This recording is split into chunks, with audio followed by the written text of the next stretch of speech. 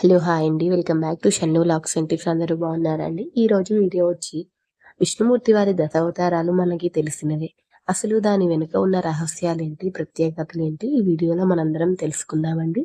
వీడియోని ఎవరు స్కిప్ చేయకుండా ఎండ్ వరకు చూడండి. ఎవరైనా మన ఛానల్ని ఫస్ట్ టైం చూస్తున్నట్లయితే షన్ను వ్లాగ్స్ అండ్ టిప్స్ అనే ఛానల్ని సబ్స్క్రైబ్ చేసుకోండి. మన ఛానల్ని ఎంతో సపోర్ట్ చేసిన వారు అవుతారు. ప్రకృతితో మనిషికి ఉన్న సంబంధం విడదీయలేనిది. ప్రకృతిలో అనాది నుండి జరుగుతున్న పరిణామ క్రమంలో నుంచే రకరకాల జీవరాశులు ఉద్భవించాయన్నది వాస్తవం.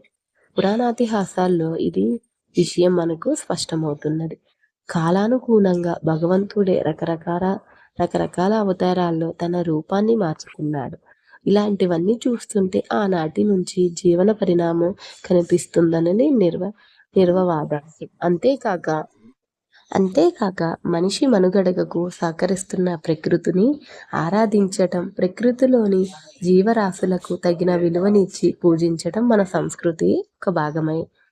విష్ణు 10 అత్యంత ప్రసిద్ధి అవరోహారాన్ని సమిష్టిగా దశావతారాలని అంటారు. ఇది గరుడ పురాణంలో రాసుంది. మానవ సమాజంలో వాటి ప్రభావపరంగా ప్రాముఖ్యతను ఈ అవతారాలైతే సూచిస్తాయి. మొదట 4 అవతారాలు సత్యయుగంలో కనిపించాయని పురాణాలైతే చెబుతున్నాయి. తర్వాత 3 అవతారాలు త్రేతాయుగంలో, 8వ అవతారం ద్వాపర యుగంలో, 9వ అవతారం కలియుగంలో, 10వది కలియుగాంతంలో కనిపిస్తుందని అంచనా. చాలా కాలము నుంచి విష్ణు అవతారాలలో 10 ముఖ్యమైనవి అని చెప్పుకున్నప్పటికీ ఆ 10 అవతారాలు ఏవి అన్న అంశంపై ఏకాభిప్రాయం అయితే లేదు. హరివంశమునందు నారాయణ, విష్ణు, వరాహ, నరసింహ, వామన, దత్తాత్రేయ, జమదగ్ని, రామకృష్ణ, కల్కి అవతారములు 10 ప్రధాన అవతారాలని పేర్కొనబడింది. ఇందులో మత్య, కూర్మ, బుద్ధ, బలరామావతారాలు లేవు. మహాభారతమునందు శాంతి పర్వతములో చెప్పబడిన అవతారములలో బుద్ధావతారం లేదు. మత్య పురాణంలో ధర్మ, నరసింహ, వామన అవతారాలు, సంభూతి అవతారాలమున దత్తాత్రేయ, మాంధాతృ, పరశురామ, రామ, వేదవ్యాస, బుద్ధ, కల్కి అవతారాలలో మనుషావతారములుగా దశావతారాలను ఏకరువు పెట్టినవి. పురాణాల ప్రకారం త్రిమూర్తులలో విష్ణువు లోకపాలకుడు. సాధు పరిరక్షణ కొరకు, దుష్ట శిక్షణ కొరకు ఆయన ఎన్నో అవతారాలలో యుగముగాను అవతరిస్తాడు. అలాంటి అవతారాలలో 21 ముఖ్య అవతారాలను ఏకవింశతి అవతారములు అని అంటారు. కానీ వాటిలో అతి ముఖ్యమైన ఈ 10 దశావతారాలు అంటారు. ఆ అవతారాలు బట్టి విష్ణువు ఎక్కువ ప్రాచుర్యం పొందాడు. భగవద్గీతలో శ్రీకృష్ణుని సందేశం యదా యది ధర్మేశ గ్లానిర్భవతి భారత అభ్యుద్ధన అధర్మస్య తదాస్మానం సృజన్మ్యహం పరిత్రాణాయ సాధూన వినాశాయ చ దుష్కరత ధర్మ సంస్థాపనార్థాయ సంభవామి యుగే యుగే. అర్జున, ధర్మమునకు హాని కలిగినప్పుడు, అధర్మము పెచ్చు పెరిగి పోచున్నప్పుడు, జన్మ కర్మ రహితుడైనప్పటికీ నన్ను నేను సృజించుకొందును. సత్పురుషులను పరిరక్షించుటకును, దుష్టులను రూప మాపుటకులను, ధర్మమును సుశిష్ట వినుర్చుటకునే నేను ప్రతి యుగమునందున అవతరించుచుండెను. భగవద్గీత 4వ అధ్యాయము జ్ఞాన కర్మ సన్యాస యోగములలోని ఈ 2 శ్లోకములు ప్రసిద్ధిగా ఉన్నాయి. హిందూ విశ్వాసాల ప్రకారము లోకపాలకుడైన శ్రీ మహావిష్ణువు అనేక అవతారాలైతే దాల్చారు. అందులో కొన్ని అంశావతారములు, ఉదాహరణ వ్యాసుడు, కొన్ని పూర్ణావతారములు, ఉదాహరణ నరసింహుడు, కొన్ని అర్చావతారములు, ఉదాహరణ తిరుపతి వెంకటేశ్వరుడు. పూర్ణావతారములో దశావతారములు ముఖ్యమైనవి అని మనకి పురాణాలైతే చెబుతున్నాయి. ఈ దశావతారాల్లో మొదటిది మత్స్యావతారము. మహామీనంగా ప్రభావించి చాక్షుప మన్వంతరం అంత్యకాలంలో వేదాల్ని దొంగలించిన సోమకుణ్ణి వధించి సత్యవ్రతుణ్ణి మహిరూపమైన నా వెనక్కి వండించి సప్త ఋషులతో సకల బీజాల్ని ఔషధుల్ని కూడిన ఆ నావని తన మూపు మీద ధరించి రక్షించాడు. ఆ సత్యవ్రతుడే ఈ కల్పంలో ఉవస్వత మనువు. రెండవది వచ్చేసి కూర్మ అవతారము.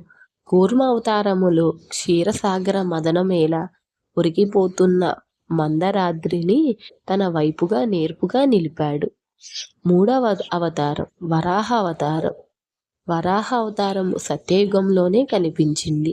ఆ దేవదేవుడు పంది రూపంలో అవతరించాడు. హిరణ్యాక్షుడనే అనే రాక్షసుడు ముల్లోకాలను అల్లకల్లోలం చేసి భూమిని పాతాళంలో పడవేసి బ్రహ్మం నిద్రిస్తుండగా వేదాలను తస్కరిస్తాడు.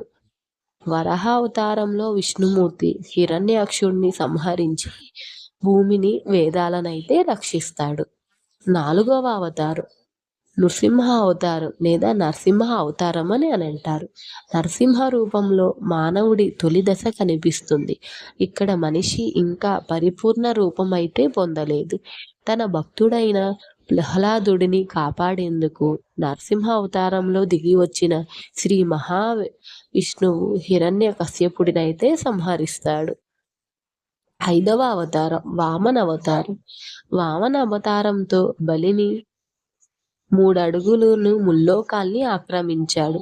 అంటే శ్రీ మహావిష్ణువు మరగుజ్జు రూపంలో వచ్చిన వామనుడు 2 అడుగులతో అండపిండ బ్రహ్మాండాలనైతే ఆక్రమించి 3వ పాదంతో బలి చక్రవర్తిని పాతాళానికైతే పంపుతాడు. ఈ అవతారంలో భగవంతుడు మానవ రూపంలో అయితే కనిపిస్తాడు. మానవులు మొదట మరగుజ్జులుగా ఉన్నారనే విషయం ఇక్కడ మనకు అయితే తెలుస్తుంది.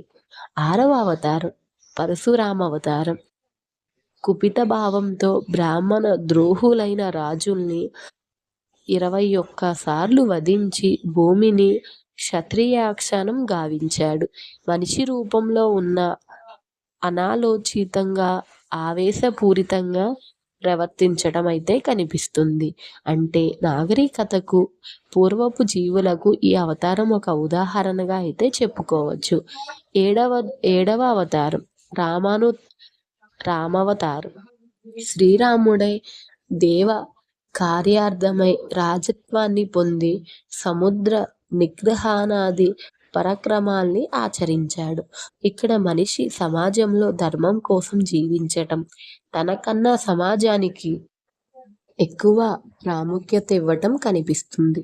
రామావతారం పరిపూర్ణ మానవుడికి ప్రతీకగా నిలుస్తుంది. మానవ జీవితం ఎలా సాగాలో ఆచరించి చూపిన రాముడు ఆదర్శ పురుషుడయ్యాడు. 8వ అవతారం బుద్ధవతారం.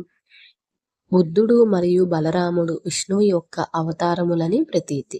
ఉత్తర భారత సాంప్రదాయం ప్రకారం బుద్ధుడు అవతారం అయితే, దక్షిణ భారత సాంప్రదాయం ప్రకారం బలరాముడు విష్ణువు అవతారంగా పరిగణిస్తారు.